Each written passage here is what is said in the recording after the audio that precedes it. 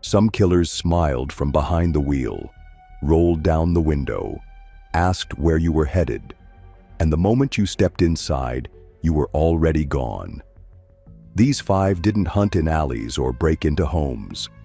They hunted on the open road, looking for someone alone, desperate and willing to trust a stranger.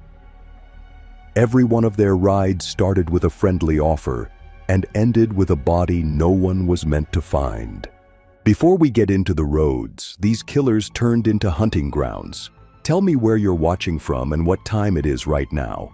And subscribe, because in these stories, the most dangerous part wasn't the ride. It was who was driving. In 2009, along a stretch of highway in northern Arizona, trucker Caleb Rowan had a reputation for being the kind of driver who'd stop for anyone with their thumb out. He was tall, broad-shouldered, and carried himself with the easy manner of a man who'd spent years on the road, swapping stories at gas stations and truck stops. But Caleb wasn't picking up hitchhikers out of kindness. He was hunting. His targets were always the same: young solo travelers, usually heading west, the kind who'd accept a ride without asking too many questions. He knew they were easy to lure with small talk and the promise of a quicker trip. Once they were in the passenger seat of his modified sleeper cab, he kept the conversation light, asking about where they were headed, what they planned to do there. All the while, he was mapping the moment to make his move. Caleb's weapon of choice wasn't a gun or a knife. He relied on a custom length of braided nylon rope he kept coiled under his seat, claiming it was for tying down loose cargo. The method was always the same. He'd pull over on a remote service road, pretend there was a mechanical issue, and ask his passenger to check something near the back of the truck. When they stepped down, he would follow close behind, loop the rope from behind, and pull until the fight was gone. The bodies never stayed where they fell. Caleb had a chillingly efficient disposal system. He'd drive to an old rock quarry he knew from his younger years, where the water was deep and the walls steep. Weighted with scrap metal from his hauls, the victims sank fast and disappeared into the black water below. Locals whispered about that quarry for years, but no one connected it to him. For nearly 6 years, he kept to the same pattern, always choosing his spots along routes with no cameras and no witnesses. He left no blood in the truck, no personal items behind, and never picked up hitchhikers near his own home. By 2015, at least 4 people had vanished after last being seen near an exit ramp where Caleb was known to park. Still, there was nothing to tie him to any of them, until one passenger fought back in a way he hadn't planned for. Caleb Rowan thought his system was flawless because for 6 years it had been. But in October 2015, he pulled over on a quiet service road off Interstate 40 with a hitchhiker named Dylan Price, a 23-year-old college dropout headed to California. Caleb had spotted him earlier that afternoon standing by the shoulder with a cardboard sign, worn backpack at his feet. Dylan looked tired and sunburned, exactly the kind of traveler who'd be grateful for any ride.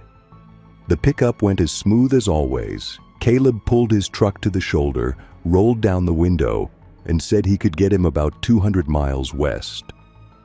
Inside the cab, they traded casual talk about music and travel, and Caleb even offered him a sandwich from his cooler. But there was something different about Dylan. He kept glancing at the dashboard clock, as if marking the time.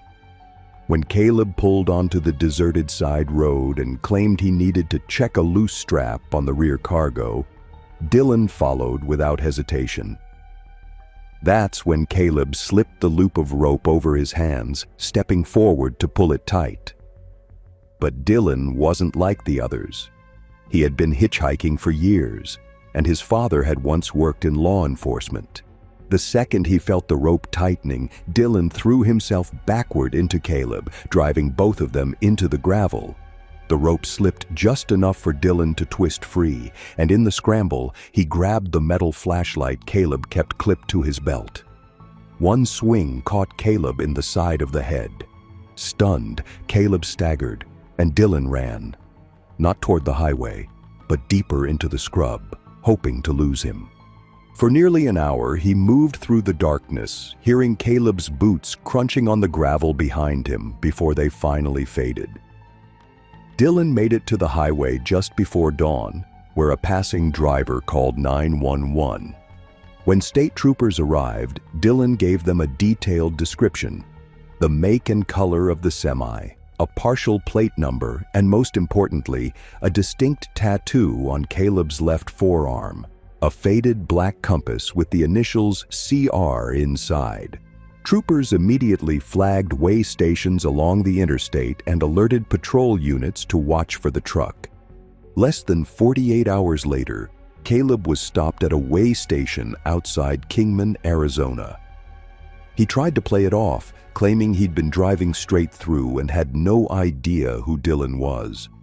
But a search of his cab turned up the rope coiled neatly under the seat, the metal flashlight still flecked with blood, and a set of heavy chain links wrapped in a tarp, the same kind of weight used to sink objects in water. Investigators also found GPS logs from his truck's onboard system. Cross-referenced with missing persons reports from 2009 to 2015, the logs showed Caleb had been in the exact areas where several hitchhikers had vanished, often within hours of their last sightings. That wasn't all. When divers searched the rock quarry Caleb was known to visit as a teenager, they recovered 2 backpacks, a torn jacket, and a driver's license belonging to a woman reported missing in 2012 after catching a ride near Winslow. None of the bodies were ever recovered. The water was too deep and the currents too unpredictable. But the personal items were enough to convince prosecutors that the quarry was his dumping ground. Forensic tests linked fibers from the rope in his truck to the torn straps of one recovered backpack. Dylan's case gave them the living witness they needed, and the quarry finds gave them the pattern to prove Caleb had been hunting hitchhikers for years. When confronted with the evidence, Caleb said little, offering only, "They shouldn't have gotten in." In court, prosecutors described his method step by step: the lure with the offer of a ride, the isolated pull-off, the rope from behind, and the weighted disposal in the quarry. Dylan testified in detail about the attack, describing the moment he realized the friendly trucker was about to kill him. Jurors listened to the GPS data, saw the quarry photographs, and heard from the families of the missing hitchhikers, each telling how their last contact had been a call or message from a roadside somewhere along Caleb's route. The trial lasted just over 3 weeks. Caleb was found guilty of attempted murder for the attack on Dylan, and 4 counts of first-degree murder for the hitchhikers prosecutors could connect to him. He was sentenced to life without parole, his truck sold at auction, and the quarry sealed off by local authorities. To this day, divers believe there may be more victims in that water, but it remains too dangerous to search further. Caleb never admitted to how many there were, only that the road gives and the road takes. For investigators, it was a reminder of how hitchhikers, isolated, vulnerable, and unseen, can be easy prey for someone who knows the back roads better than anyone else. And for Dylan, it was a reminder that sometimes surviving means knowing when to run toward the darkness, because it might be the only way out. Caleb's hunting ground was a quarry no one dared to swim in, but the next killer didn't need water to hide his victims. He used the road itself, mile after mile of empty asphalt, as both the lure and the grave, making sure no hitchhiker ever made it to their destination. In 2011, a stretch of Highway 93 in Nevada became the silent hunting route for a man named Victor Hale, a drifter who moved from one seasonal job to another, but always kept his pickup truck spotless and ready. Victor had grown up in the desert towns scattered along the highway, learning every turn, every service road, every abandoned rest stop where a person could vanish without a sound. To anyone meeting him on the roadside, he looked like the perfect stranger to accept a ride from. Mid-40s, neatly trimmed beard, soft-spoken, with the kind of faded ball cap and sun-creased smile that made him seem harmless. But Victor wasn't just offering rides, he was setting traps. His targets were always solitary hitchhikers, usually travelers heading north toward the Idaho border or south toward Las Vegas. He made sure to approach slowly, roll down the passenger window, and keep his tone warm. "Hop in, I'm going that way." Once inside, the victims were offered a bottle of cold water from a small cooler between the seats. It wasn't kindness, it was preparation. Each bottle cap had been loosened slightly so that if needed, he could spike the drink without drawing attention. But more often, his method didn't involve drugs at all. He preferred to keep control by steering them toward isolation. He would chat just enough to keep the mood light, then casually suggest a shortcut, always toward one of the unpaved service roads that splintered away from the main highway. Victor had retrofitted the passenger side of his truck with a hidden lock that jammed when engaged from his side, making it almost impossible to open the door without his hand pulling the latch. His weapon of choice was an old tire iron wrapped in black electrical tape for grip, a tool that looked perfectly at home in a truck cab and wouldn't raise suspicion if seen. He kept it wedged beside the seat, easy to reach with one hand while driving. The killing was quick but planned. Once he was sure they were far from traffic, he'd pull over, claiming the engine was running hot, and step out to check the hood. When the passenger turned their head or stepped out too, he would strike. One sharp, heavy blow to the back of the skull, enough to drop them instantly. He worked with frightening efficiency, dragging the body to the truck bed where a large contractor tarp lay folded, then covering it before driving deeper into the desert. Disposal was a matter of speed and distance. Victor knew which dirt tracks led to old mining shafts and which had dry wells hidden behind crumbling fence lines. He preferred the shafts. They were deep, unstable, and nearly impossible to access without equipment.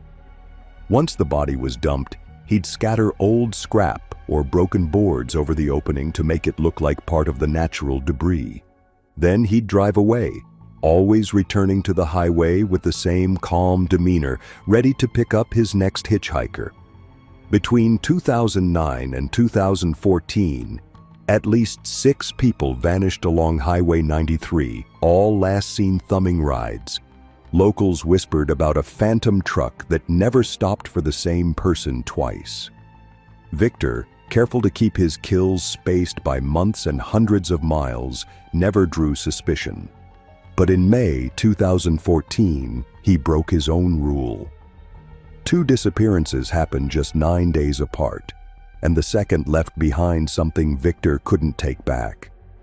Victor Hale's mistake began on a dusty Tuesday afternoon in May 2014 when he pulled over for a 19-year-old hitchhiker named Lacey Porter just south of Ely, Nevada. She was headed to visit a cousin in Twin Falls, Idaho, and had been walking for hours under the sharp desert sun. Lacey wasn't inexperienced. She had hitchhiked before, but the heat and the long stretch with no traffic wore down her caution.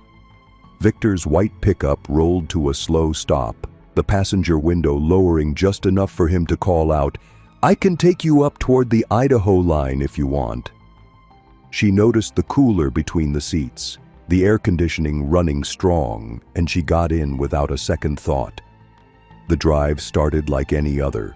Victor asked polite questions about where she was from, if she had family up north, how she liked the desert.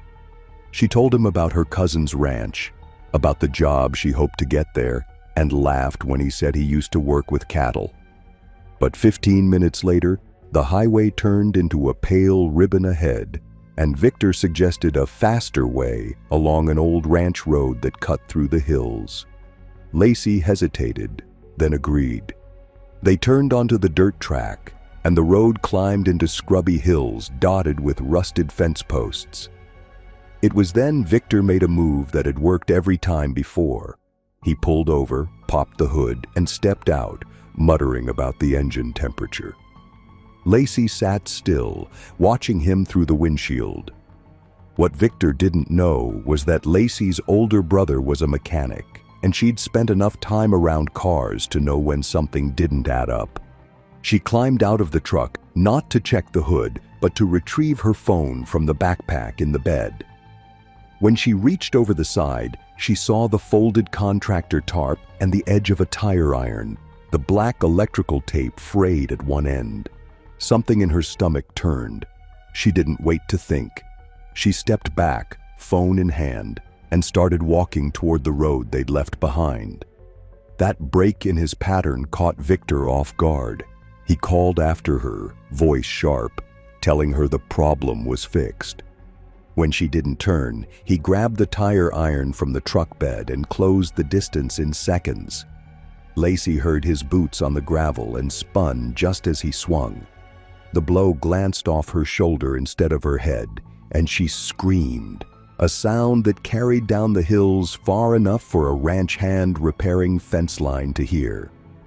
The ranch hand, an older man named Cole Barrett, later told police that he thought it was a coyote at first, but when he heard it again, he got on his ATV and followed the sound. What he found was Victor with the tire iron raised, Lacey on the ground, scrambling backward. Cole shouted, startling Victor enough for Lacey to get to her feet and run toward the ATV. Cole didn't try to tackle Victor. He gunned the ATV toward the main ranch road with Lacey clinging to the back, calling 911 on his radio. Victor fled, abandoning the dirt track for a parallel service road that led back to the highway. But by then, the alert had gone out. Nevada Highway Patrol set up roadblocks on the main routes north, and within an hour, a trooper spotted the white pickup parked at a gas station in Wells. Victor was leaning against the hood, pretending to check his oil. The trooper approached casually, asked for his license, and while running the check, glanced into the cab. The cooler was still between the seats, 3 unopened water bottles inside.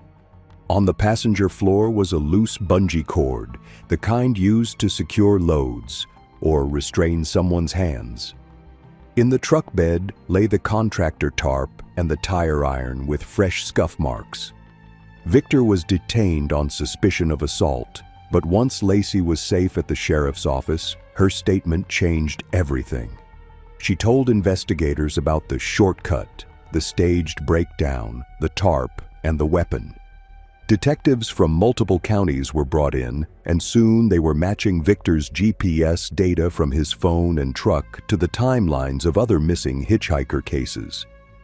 Between 2009 and 2014, his truck had been in the vicinity of 6 disappearances, always in remote stretches where cell coverage was poor. Search warrants turned up receipts from hardware stores for tarps, rope, and heavy-duty gloves purchased just days before 2 of the vanishings. In one storage unit registered under a false name, investigators found women's shoes, 2 backpacks, and a dented thermos with a faint reddish stain inside. Forensic testing linked fibers from one of the backpacks to a missing man from 2012 whose last known location was Highway 93. Still, without bodies, the murder charges would be harder to prove. That changed when a cold case detective suggested checking the GPS logs for trips Victor had made off pavement in areas known for abandoned mine shafts. Using those coordinates, search teams located 2 separate shafts covered with debris. The first contained only rusted tools and animal bones, but the second, nearly 50 feet deep, held human remains later identified through dental records as a hitchhiker last seen in 2010. A length of bungee cord was still tangled near the skeleton. When confronted with the evidence, Victor first denied knowing anything about the disappearances, then claimed he had given rides to a lot of people, but couldn't keep track of them all. Prosecutors painted him as a man who knew the terrain so well that he could make people vanish between towns without a trace. They described the routine: offer the ride, steer to isolation, strike with the tire iron, conceal the body in the bed, dump it in an old shaft, and cover it with scrap. Lacey's testimony was the centerpiece. Her vivid account of the shortcut, the weapon, and the escape gave jurors a living survivor to anchor the case. The trial lasted 4 weeks with over 20 witnesses, including Cole Barrett, who told the court he had no doubt Victor would have killed her if he hadn't arrived. The jury found Victor guilty of 1 count of attempted murder for Lacey and 3 counts of first-degree murder for the cases tied to him by physical evidence. He was sentenced to 4 consecutive life terms without parole. For investigators, the key to catching him had been the mistake of attacking 2 victims too close together and leaving one alive. For Lacey, the memory of the heat, the tarp, and the sound of boots on gravel stayed vivid long after the trial ended. Highway 93 eventually saw fewer hitchhikers, the stories of the desert phantom spreading far enough to make travelers think twice. But for the families of those who never came home, the only comfort was knowing Victor's shortcuts had finally led him to a dead end of his own. Victor's hunting ground was the Nevada desert, where the roads seemed endless and help was always too far away. But the next killer preferred crowded interstates, highways packed with cars, where a pulled-over vehicle looked like nothing more than a flat tire, until the driver stepped out and the hitchhiker realized too late that help wasn't coming. In 2012, the crowded lanes of Interstate 5 in California became the perfect hunting ground for Martin Galloway, a 38-year-old former roadside assistance driver who had learned every trick for getting strangers to trust him. Unlike the loners who prowled back roads, Martin operated in full view of traffic. His plan built on the belief that in a crowd, no one really looks too closely. His preferred prey were hitchhikers walking the on-ramp shoulders or resting at gas stations near the interstate. Martin had kept his old tow truck after leaving his job, repainting it a clean white and keeping a magnetic emergency roadside help sign in the door pocket. To a hitchhiker, that truck was a godsend. It looked official, safe, and driven by a man who spoke with the calm confidence of someone who helped stranded people all the time. He targeted those heading north, promising to drop them at a junction that would save them hours. The lure was always casual: a friendly wave from behind the wheel, a rolled-down window, a question about their destination, then a gesture to climb in. His real advantage was the truck's design. In the rear storage compartment, normally used for tools, Martin had installed a hidden latch that could lock from the outside, turning it into a steel-walled trap. His weapon of choice was even more unassuming: a short pry bar wrapped in duct tape, small enough to be hidden under the driver's seat but heavy enough to end a life in a single blow. Once a hitchhiker accepted the ride, Martin would keep the conversation light, sometimes even offering them a soda from the truck's small cooler. But the moment they passed the last busy exit before a rural stretch, he would pull over onto the shoulder, step out under the pretense of checking a weird noise, and invite them to help take a look in the rear storage area.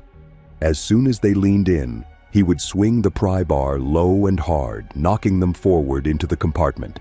He'd slam the door, engage the hidden latch, and drive off as if nothing had happened.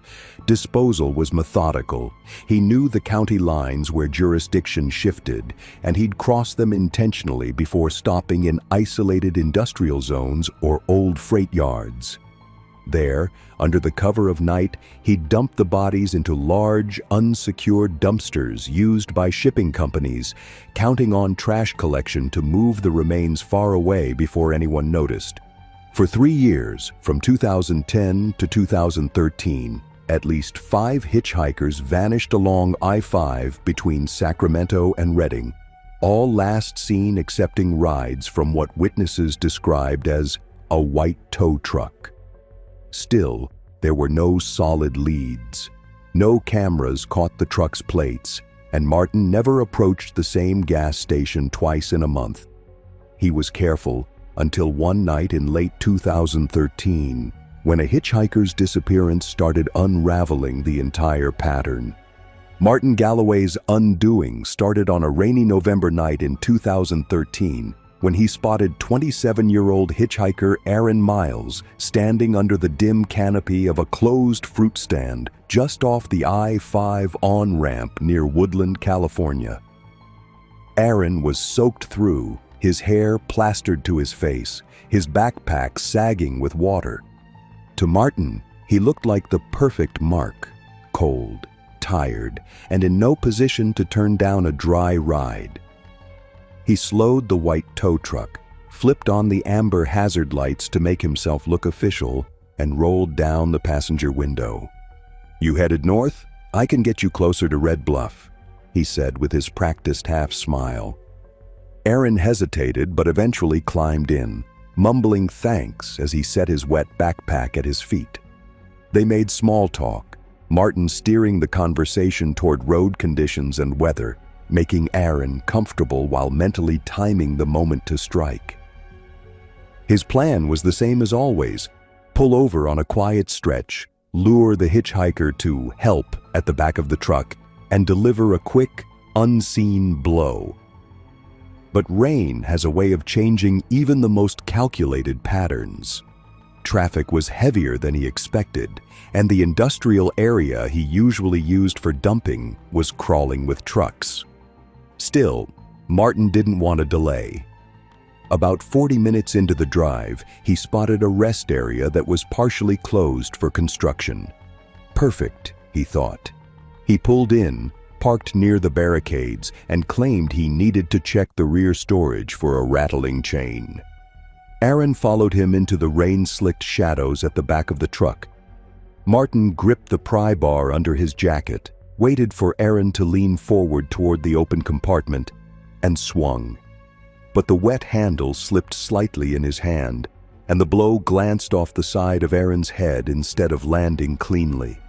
Stunned but not unconscious, Aaron staggered forward into the compartment, instinctively grabbing at the nearest object, a heavy tow chain. Martin tried to shove him in and slam the door, but Aaron swung the chain backward, catching Martin across the knee. Pain shot through him, and in that moment, Aaron bolted toward the lit section of the rest stop. Martin limped after him, the pry bar raised, but the sound of approaching footsteps made him stop. Two long-haul truckers on their way to the restroom had seen the scuffle from a distance and shouted. Aaron collapsed against the wall of the building, bleeding but conscious, yelling that Martin had attacked him. The truckers moved between them as one pulled out a phone to call 911. Knowing his plan was blown, Martin retreated to the tow truck and tried to drive off. But the construction barricades funneled him back toward the rest area entrance, directly into the path of a California Highway Patrol unit that had been sitting in the median across the interstate. He was pulled over before he could merge onto the highway, the truck's hazard lights still blinking. Inside the cab, officers found the pry bar with fresh dents on one end, a tarp folded behind the driver's seat, and a pair of industrial gloves with faint reddish stains. More telling was the hidden latch on the rear compartment, a modification that had no business being there unless it was meant to trap someone inside. Aaron was taken to the hospital for stitches, while Martin was booked on charges of attempted murder and kidnapping. But that was only the beginning. Detectives from the CHP's Missing and Unidentified Persons Unit quickly connected the description of Martin's tow truck to witness statements from 5 unsolved hitchhiker disappearances between 2010 and 2013. They pulled Martin's phone records and GPS data from his truck's diagnostic system, mapping his movements against the last known locations of the missing. The overlaps were chilling. Each victim had been last seen within a mile of where Martin's truck had idled for at least 10 minutes. A search of a storage unit rented in his name yielded more evidence: backpacks, worn sneakers, and personal IDs belonging to 2 of the missing hitchhikers. In the corner, detectives found a dented metal thermos that tested positive for human blood matching one of the victims. Trash collection records from shipping company dumpsters along Martin's known routes were also subpoenaed, and forensic teams combed through archived landfill samples from those pickups. In one case, bone fragments found in a 2012 landfill grid matched DNA from another missing hitchhiker. The prosecution now had enough to charge him not just with the attack on Aaron, but with multiple counts of first-degree murder. Martin maintained his silence through interrogations, offering only a smirk when confronted with the evidence. In court, the state presented a step-by-step picture of his method, posing as a rescuer, using the tow truck's credibility to disarm suspicion, the lure to the rear compartment, the concealed latch, the single decisive blow, and the disposal in dumpsters that guaranteed the bodies would be transported far from the scene before discovery. Aaron testified in detail about the rain, the rest area, and the moment he realized the man offering him a ride was trying to kill him. The truckers corroborated his account, their testimony underscoring how close Martin had come to getting away, if not for that one slipped strike. The jury deliberated less than 2 days before finding Martin guilty on all counts, 1 for attempted murder and 4 for first-degree murder tied to the earlier hitchhiker cases. He was sentenced to death, with the judge noting the cold efficiency of his operation and the calculated use of public trust in roadside workers. Aaron later told reporters that he only survived because of the rain, the same rain that caused Martin to miss his mark and draw unwanted attention. For investigators, the case was a stark reminder that even killers who hide in plain sight can be unmasked by a single unpredictable detail. Interstate 5's long run of unexplained hitchhiker vanishings ended that night, not because the road got safer, but because one man's precision cracked in the span of a heartbeat. Martin used the interstate to disappear his victims into the system, trusting that no one would notice a missing hitchhiker in a sea of traffic. But the next killer didn't care about blending in. He cruised lonely coastal highways where there was nowhere to hide, and his victim's last view was always the same: an empty stretch of road with the ocean swallowing the horizon. In 2008, the winding curves of California's Highway 1 between Fort Bragg and Leggett became the hunting trail for Leonard Pike, a 45-year-old former fisherman who knew the coast better than most maps did. To anyone driving past, Leonard's old blue van looked like a relic from another decade. Rust patches along the wheel wells, mismatched tires, and a rear bumper plastered with faded fishing stickers. But for hitchhikers, it seemed like a lifeline on a road where cars could take hours to pass. Leonard played his role well. Slow to approach, a friendly wave, a smile framed by a thick salt and pepper beard, and an offer that seemed too good to refuse. "Hop in. I'm headed up the coast. I can take you wherever you need." He targeted travelers with heavy backpacks, the kind who looked like they'd been walking for days. Once inside, they'd notice the smell of salt water and motor oil, the fishing gear stacked neatly behind the front seats.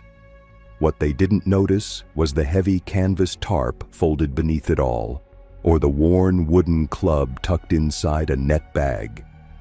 Leonard's method was built on isolation. The road between Fort Bragg and Leggett snakes through miles of steep cliffs and redwood forest, with only a handful of narrow pullouts and no cell service for long stretches. He'd let the conversation flow, asking about their travels, offering bottled water, sometimes even pointing out landmarks. Then, once they were far enough from town and deep into the forested curves, he'd slow the van, pretending to spot wildlife or check something rattling in the back. When the hitchhiker leaned forward or turned to look, he'd grab the wooden club, a piece of worn driftwood sanded smooth over years, and strike the side of their head with a sharp, precise blow. The attack was always quick, silent and followed by him pulling the limp body onto the tarp. He'd drive a few more miles to one of the unmarked fishing access trails he'd memorized over decades. These trails led to hidden coves where the surf was violent and the water icy. Weighted with old boat chains, the bodies would be rolled off tide-slick rocks into the churning ocean below, disappearing beneath the foam within seconds. Between 2008 and 2012, at least 4 hitchhikers vanished along that isolated stretch of highway, all last seen by witnesses getting into a blue van matching Leonard's. Local rumors called it the ghost van, but without plates or a clear description of the driver, the case stayed cold. Then, in late 2012, Leonard picked up a hitchhiker whose disappearance wouldn't fade quietly into the mist. Leonard Pike's downfall began on an overcast September afternoon in 2012 when he spotted 26-year-old Marissa Cole walking the shoulder just south of Westport, her thumb out, a rain poncho pulled tight over her backpack. She was headed toward a friend's cabin inland, planning to cut through Leggett and hitch the rest of the way. Leonard slowed the van, rolled down the passenger window, and called out in that same easygoing tone that had lured so many before her, "Hop in, I'm headed north, I can get you close." Marissa hesitated but climbed in, grateful to escape the chill. They talked about the weather, the ocean's rough swell that week, and Leonard mentioned he'd been a fisherman back in the day, laughing about storms he'd seen. She noticed the fishing gear behind him, the tang of salt water and oil in the air. What she didn't know was that the tarp and the driftwood club were just beneath those nets. The drive wound into the thick redwoods, sunlight fading into green shadows. About 20 minutes in, Leonard eased the van toward a gravel pullout, saying he thought he'd seen a sea lion on the rocks. He killed the engine, stepped out, and gestured for her to take a look through the passenger side window. As she leaned, he reached into the net bag, fingers closing around the club. But the moment he stepped toward her, a distant rumble cut through the quiet. A touring motorcycle coming fast down the curve. Leonard froze, the club half raised as the bike swept past. Marissa caught the sudden change in his expression, the way his shoulders tightened, and something inside her clicked. She straightened, muttered that she needed to grab something from her bag in the back, and as Leonard stepped around to the driver's side, she slid open the side door, yanked her pack toward her, and jumped out onto the gravel. She didn't run toward the road, she darted down the slope into the trees, branches slapping against her face. Leonard lunged after her, but the undergrowth was thick, and Marissa's smaller frame let her slip between trunks faster than he could follow. She crashed through ferns until she saw a faint ribbon of dirt, an old hiking trail, and followed it uphill. After 10 minutes of climbing, she burst into a clearing where 2 hikers were resting. Shaking and breathless, she told them about the van, the pullout, the club. One hiker called 911 on a satellite phone, giving coordinates. Deputies from the Mendocino County Sheriff's Office responded, sending units down Highway 1 to look for a blue van. Less than 40 minutes later, they spotted Leonard heading south, his van now missing the rear plates. They pulled him over near the Navarro River Bridge. Leonard claimed he was just giving a ride to a young woman who got spooked and ran. Deputies noted the damp tarp folded behind the seats, the net bag hanging open, and the piece of driftwood, heavy, smooth, and stained at one end, tucked inside. They also found a pair of rusted boat chains coiled in a plastic tub. While Leonard was taken in for questioning, investigators began connecting dots. They pulled missing persons reports from 2008 onward and matched them to the stretch of Highway 1 Leonard frequented. 4 names surfaced, all hitchhikers, all last seen getting into a blue van. One case from 2010 involved a Canadian backpacker whose friend had photographed her waving from the passenger seat of a van nearly identical to Leonard's. The friend had never seen her again.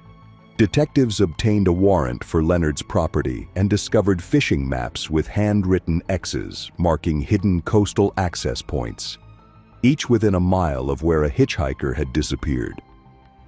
They brought in search and rescue divers, but the currents and jagged rocks made recovery impossible.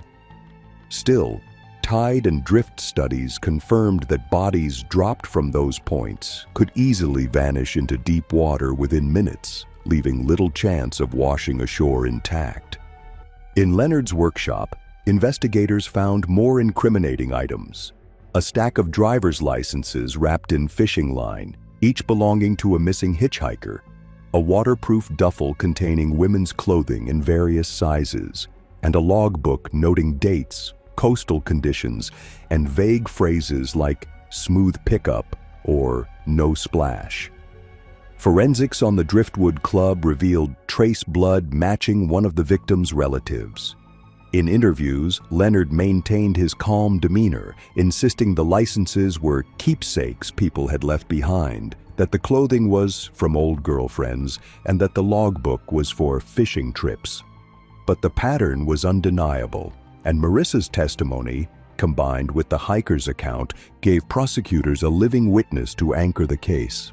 In court, the state presented the timeline as a hunting ritual: the lone hitchhiker, the slow pull-in to gain trust, the drive into isolation, the single blow with the club, the tarp, the drive to hidden coves, the weighted drop into the ocean.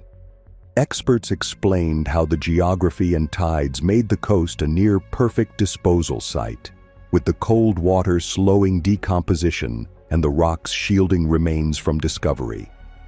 The jury saw the photos: the van, the tarp, the chains, the fishing maps with their ominous X's. They heard Marissa describe the moment she saw Leonard's face change, the fear that made her run, the sound of his boots pounding the gravel behind her. After 2 weeks of testimony, Leonard was found guilty of attempted murder for the attack on Marissa and 4 counts of first-degree murder for the linked disappearances. He was sentenced to life without parole, the judge noting the methodical predation and the calculated use of terrain to erase victims. For locals, the case put an end to years of whispered warnings about the ghost van on Highway 1. And for Marissa, it cemented the belief that trusting a ride on an empty road can sometimes be more dangerous than staying in the rain, because the moment you step inside, you might already be headed somewhere you'll never return from. Leonard used the ocean to take his victims where no one could follow, but the next killer didn't need deep water or remote cliffs. He worked the busiest truck stop on the interstate, offering rides to hitchhikers who thought a short hop in his cab would be safer than standing outside, until they found out that once the door closed, there was no way out. Between 2007 and 2013, the sprawling truck stop at the junction of I-70 and I-35 in Kansas was a lifeline for cross-country travelers and a hunting ground for Harold Brenner, a 52-year-old long-haul driver who knew how to make his rig look like the safest place on the lot. Harold was a big man, with a round face and a voice that carried the slow, steady drawl of someone who'd spent his life on the road. Other drivers knew him as friendly, always willing to share a coffee or lend a socket wrench. To hitchhikers, he seemed like a godsend, a seasoned trucker offering a ride in a warm cab with a guaranteed seat all the way to their next big city stop. His approach was disarmingly simple. He'd strike up a conversation inside the truck stop cafe, ask where they were headed, and then casually mention he was rolling that way and had room. He targeted those traveling alone, usually young men and women in their 20s carrying all their belongings in a single bag. Once they were in his cab, the trap was set. The sleeper compartment behind the seats had been modified, the interior handle removed from one side of the door, the small windows blacked out with vinyl, and the space soundproofed with layers of insulation hidden beneath the paneling. Harold's weapon of choice was a weighted leather sap he kept tucked behind the passenger seat, small enough to hide in his palm, heavy enough to drop someone instantly. His method was always the same: wait until they were miles from the truck stop, well past any exit, then suggest they stretch out in back for comfort. When they moved toward the sleeper, he'd follow them in and strike from behind, the sap making a dull, sick sound against the skull. Once unconscious, the hitchhiker would be bound with duct tape and zip ties stored in a small drawer by the bunk. Harold didn't kill immediately.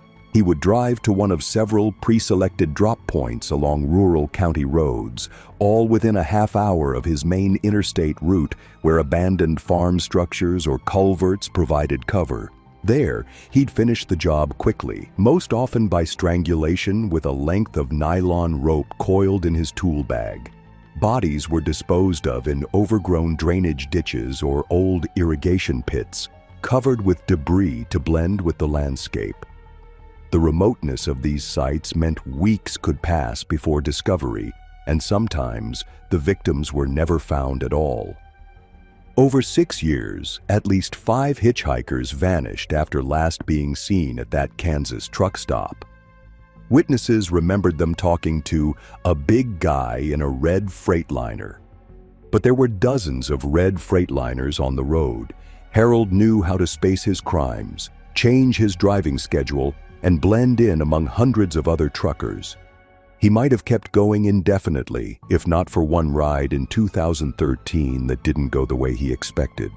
Harold Brenner's long run of unseen killings ended on a humid July night in 2013 when he offered a ride to 22-year-old hitchhiker Emily Ward. Emily had been traveling from Oklahoma City to Denver, taking short lifts from drivers and sleeping in cheap motels when she could afford them. That night, she was sitting outside the Kansas truck stop cafe with her backpack at her feet, sipping a soda, when Harold struck up conversation. He told her he was heading to Colorado Springs, close enough to her route to seem perfect.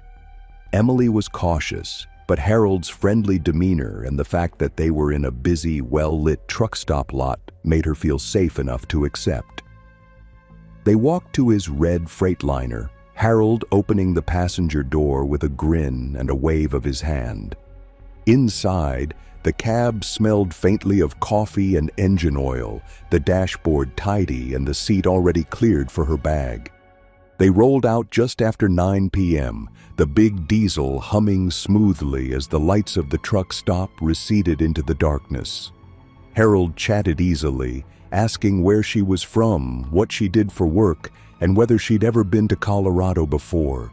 She laughed at his road stories, but something about the way he kept glancing in the mirrors unsettled her. After about an hour, Harold suggested she stretch out in the sleeper compartment, saying it was more comfortable than sitting up front. Emily hesitated, then agreed, climbing through the narrow gap into the small, dimly lit space. The mattress was bare except for a folded blanket and pillow. As she set her backpack down, Harold followed, moving closer than necessary. She caught a glimpse of something in his hand, dark leather, a strap, before the blow came. It landed against the side of her head, jarring her vision, but adrenaline surged through her and she twisted away, the sap glancing instead of striking full force. She scrambled backward, kicking at Harold as he reached for her. Her foot connected with his chest, knocking him back into the doorway. She lunged for her backpack, yanking it toward her and ripping open the side pocket to grab her phone. Harold cursed and swung again, this time grazing her shoulder. Emily ducked under his arm, squeezing through the gap into the driver's seat. She hit the air horn repeatedly, the deafening blast echoing in the night, and flung the passenger door open while the truck was still moving. The sudden noise and movement caught the attention of a state trooper parked on the shoulder a quarter-mile ahead, monitoring traffic. He saw the red Freightliner swerve and a figure leap from the passenger side, tumbling onto the grassy verge. Harold braked hard, but before he could shift into gear again, the trooper's cruiser lit up with flashing blues. Emily ran toward the lights, waving her arms, her voice breaking as she shouted that Harold had tried to kill her. The trooper drew his weapon and ordered Harold out of the cab.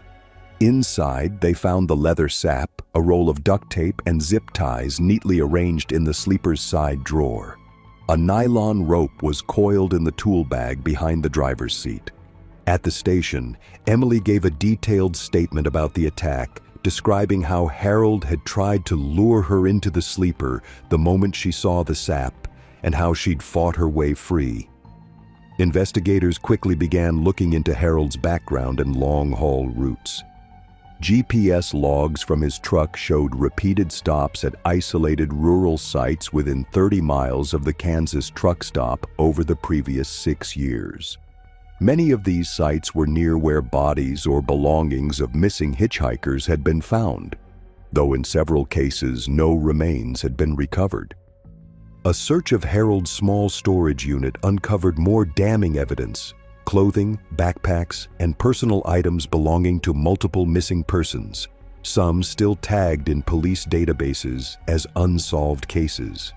Forensic testing linked blood traces on one nylon rope to a 2009 victim whose body had never been found, but whose DNA was on file from a prior arrest.